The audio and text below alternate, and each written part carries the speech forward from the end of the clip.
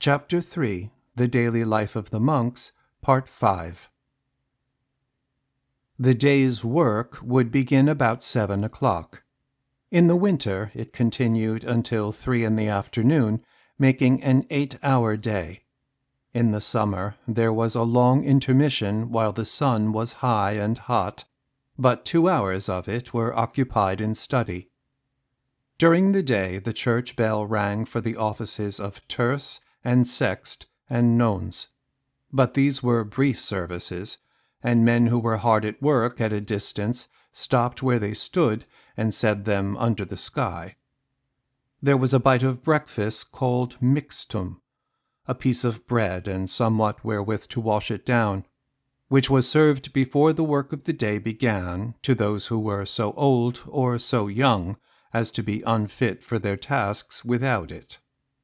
In the summer the meal of the day was eaten at noon, and after it the brethren lay on their beds in the dormitory and slept for an hour, or, if they chose, read a book during that time, lying down, being careful not to stretch out their feet into the passage between the beds, and turning the leaves quietly so as not to disturb their sleeping neighbors. Late in the summer afternoon there was a slight repast of bread and fruit. In the winter, until Lent, the one meal was served when the brethren came in from work, that is, after 3 o'clock. In Lent, not until about 5. The monastic ideal of seclusion from the world demanded economic independence. Everything that was needed in the monastery was to be produced upon the premises. That, at the least, implied a garden for vegetables and an orchard for fruit, and a field for corn, with a mill in which to grind it, and ponds for fish, and woods for fuel. It meant architects, builders, masons, carpenters, and plumbers. In the infirmary, which was the abbey hospital, there must be physicians and attendants. In the guest house, which was the abbey inn, there must be porters, hostlers, cooks. The common details of a domestic establishment of 100 men were enough to keep many persons busy. It is true that much of the heavy work was done by the lay brothers, but every choir brother had his share also, and went out daily with axe or spade, with fishing rod or pruning hook, with basket or barrow, to his appointed task. The crops must be planted or garnered, the apples must be picked, the hay must be got in, the wood must be cut, the buildings must be kept in repair, horses must be shod, sheep must be shorn, and at all seasons, in all weather, and under all circumstances, dinner must be cooked. Accordingly, after the daily mass and chapter, this substantial activity engaged the mind and muscle of the monastery. The abbot betook himself to his executive affairs, the prior and the sub-prior to their daily inspection of the establishment, the cellarer to his housekeeping, the sacrist to his care of the church, the bursar to his accounts, the infirmarius to his hospital, the terrarius to his inn, the almoner to his dependents at the gate, the master of the novices to his school, the scriptor to his copying, the kitchener to his cooking, others to the fields and forests. For such as were unemployed about these matters, there was the cloister with its books, and the church with its frequent services. It is likely that there were idle monks, for the monk was of like passions with us, and was beset by the same temptations which assail us. As the abbey increased in wealth, and the early ardor of the monastic life began to cool, there was, no doubt, a disposition to hire men to do some of the homely tasks which at first the monks had done themselves. But the ideal of the monastic life was an active day, wherein from dawn till dark there should not be an idle moment. Indolence, as St. Benedict declared, is an enemy of the soul, and all his arrangements of time and task were made with that in mind. Eastern monasticism had two dominant notes of pain and prayer. St. Benedict took pain out and put work in the place of it. No man was to afflict his soul or body needlessly, but every man was to devote himself for his physical and spiritual good to vigorous exercise. The idle monk was like the idle minister. He existed, but not often. All the work was done, as far as was possible, in silence. Out of the east walk of the cloister, beside the chapter house, opened the parlor. There, as the name indicates, the monks could talk. The original rule specified only the dormitory and the refectory as places wherein speech was forbidden. But silence came to be the common habit of the monastic life, its enforcement depending much upon the disposition of the abbot. The monastery was the abode of blessed stillness. Within its walls men lived in peace and quiet. They did their tasks without conversation.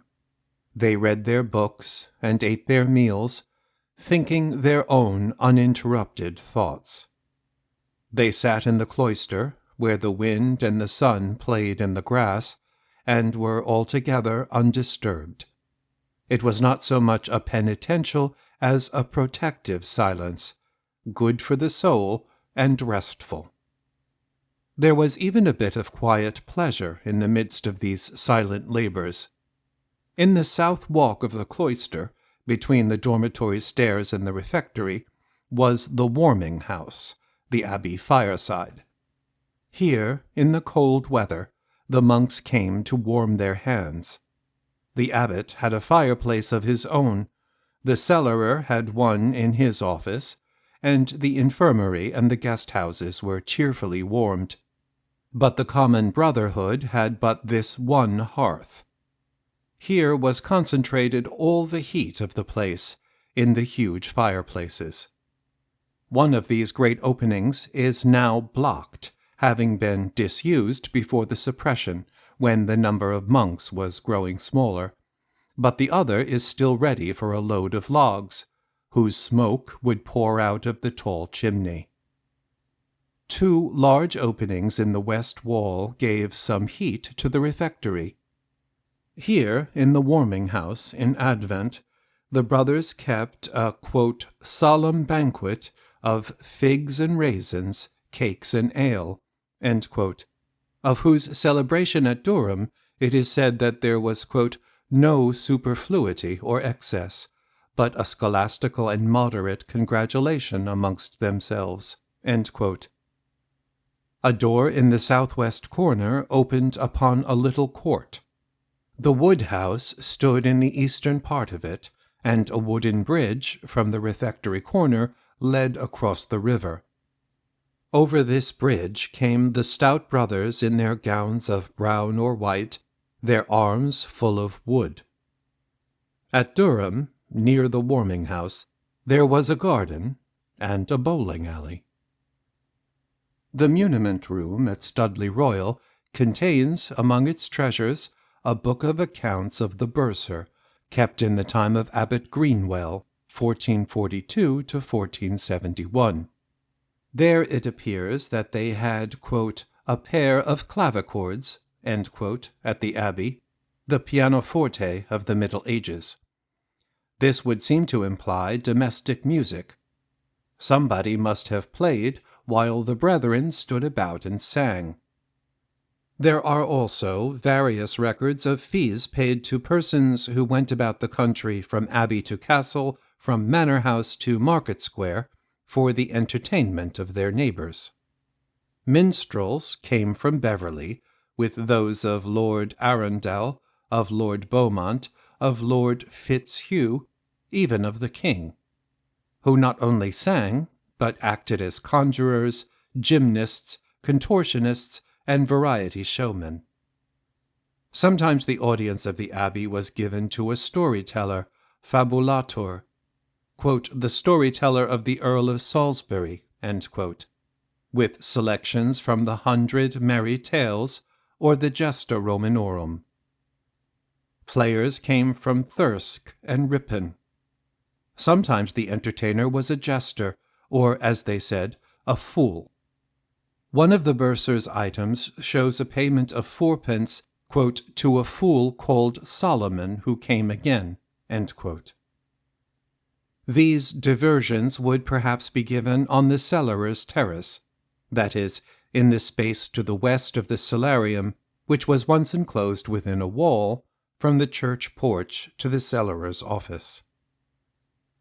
One of Abbot Greenwell's purchases was a great clock made by John Ripley, and probably set in the south transept of the church.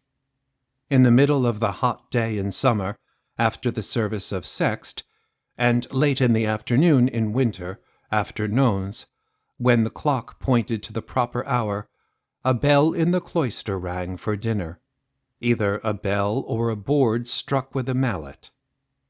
Outside the refectory door, on either hand, were stone troughs with running water from the river. In the middle of the cloister is a great stone basin. When that welcome sound was heard, the brothers washed their hands in the troughs or in the basin, wiping them on a roller towel which hung beside the door. Then they entered their noble dining hall, lofty as a church, with ceiling of wood and floor of stone, wainscoted above the height of a man's head, and having down the midst a row of marble pillars. At the end opposite the door, and along the wall on both sides, were stone benches, and in front of them were tables of oak covered with linen cloth. The prior commonly presided, the abbot dining in his own lodgings. All stood in silence till the prior was in his place, and remained standing while he rang a little bell during a time sufficient for the saying of the 51st Psalm. When the bell stopped, the priest of the week said grace, and they all sat down. In the fair gallery of stone in the west wall, deeply recessed and lighted by great windows, reached by a short flight of stone steps, the reader stood to accompany the silent meal with words of Holy Scripture and of ancient authors. The kitchen adjoined the refectory on the west, having its great ovens in the middle of the room, and entered from the refectory by a service door which had a round revolving shelf across the middle of it.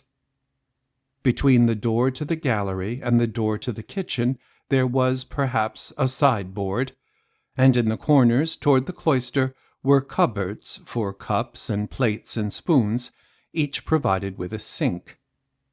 There were 45 silver spoons here when the inventory was made, but only 3 small cups or mazers, and 1 big one of silver. This would appear to indicate that the cups and plates were of some cheap material and not worth counting. The bill of fare showed bread and vegetables and fruit and fish. Sometimes there was meat, but this was cooked in the kitchen of the infirmary and served in the misericord, or house of merciful meals. No flesh which had ever walked about upon 4 feet was dressed in the cloister kitchen or served in the cloister refectory. But fowls were eaten, and eggs were a staple of monastic diet. The monks had wine and beer for drink, according to the custom of the country. In the Book of Signs, De Signis, which shows how the monks of Ely indicated their wishes at the silent table, 4 gestures are set down to mean beer, signifying good beer, bona servitia, small beer, mediocris servitia, smaller beer, debilis servitia, and a very common beer called skagmen. In the Mirror of Our Lady, the sister of Sion House who desired an apple was directed to, quote, put thy thumb in thy fist, and close thy hand, and move afore thee to and fro. For milk, draw thy left little finger in the manner of milking. For mustard, hold thy nose in the upper part of thy right fist, and rub it. For salt, Philip with thy right thumb and his forefinger over the left thumb. For wine, move thy forefinger up and down upon the end of thy thumb before thine eye. A dinner to the accompaniment of these cheerful communications, while one read aloud from a good book, may well have been a pleasant meal. At Ely, during the week beginning August 5th, 1336, the brethren of the monastery had, on Sunday, eggs, chickens, pigeons, and dripping. On Monday, pottage and cod. On Tuesday, fresh meat and mutton. On Wednesday, fresh fish, white herring, and cod. On Thursday, fresh meat, white herring, and cod. On Friday, white herring and cod. And on Saturday, dripping, milk, white herring, and cod. When Abbot Greenwell went to attend the assizes at York, as he did in 1455, at the March session of the court, he dined the first day on fish alone. On the second day, having guests at his table, he added salt and mustard to the fish. On the third day, fish was served with figs, raisins, and gingerbread. The fare of the fourth day was like that of the second, and the fifth day followed the third. With this were bread and beer and wine. Monastic meals, though monotonous, were wholesome, and there was a good deal of variety in the preparation of the fish. St. Bernard, in his day, complained of the ingenuity with which eggs were cooked in religious houses. "Who can describe," he cries, "in how many ways the very eggs are tossed and tormented, with what eager care they are turned over and under, made soft and hard, beaten up, fried, roasted, stuffed, now served minced with other things, and now by themselves.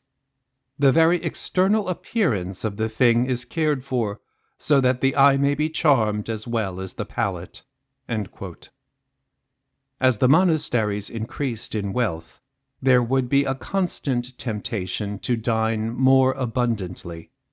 Eating is not only one of the earliest, but one of the most universal of arts, and no cook nor convert could completely resist its allurements. For the most part, however, the abbey fare was fit food for soldiers, for men in training for a war with Satan. Thus the silent meal progressed, the level voice of the reader at his desk in the gallery accompanying the cheerful sounds of honest eating and drinking. No brother was permitted to leave until the meal was ended, nor walk about while his companions were eating. Neither was he allowed to wash his cup with his fingers, though he might wipe it with his hand. He was forbidden to wipe either his hands or his knife on the tablecloth until he had first cleansed them on his bread. When he helped himself to salt, it must be with his knife. When he drank, he must hold the cup with both hands. "Eyes on your plates, hands on the table, ears to the reader, heart to God." Thus ran the rule. Then the prior rang a sharp note on his bell.